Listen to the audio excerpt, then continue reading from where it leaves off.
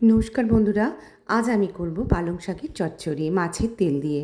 বেশ কিছু ভেটকি মাছের তেল জমে গেছিলো, তো সেই তেলটা দিয়ে করলাম।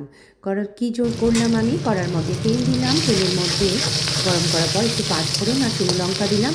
এবার ওই মাছের তেলটা দিয়ে দিলাম, আর দিলাম একটু পেঁয়াজ কুচি, রসুন কুচি। দেওয়ার পর ভালো করে নাড়াচাড়া করলাম। করার পর আমি আমার কেটে রাখা যে পালং শাক, আলু, বেগুন, কুমড়ো এগুলো দিয়ে দিলাম। এই পালং শাকের চচ্চড়িটা খেতে ভীষণ ভালো হয়। গরম ভাতের সাথে এই পালং শাকের তেলের যে চচ্চড়িটা, এই দিয়ে আপনার ভাত খাওয়া হয়ে যাবে, এত সুন্দর হয় খেতে। আপনারা বাড়িতে বানাবেন, করবেন, দেখবেন।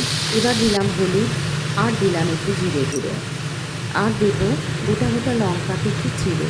দেওয়ার পর ভালো করে একটু আন্দাজ মতো আপনার নুন দেবেন, আর দেবেন আপনি যদি মনে করেন একটু মিষ্টি খাবেন একটু দিতে পারেন।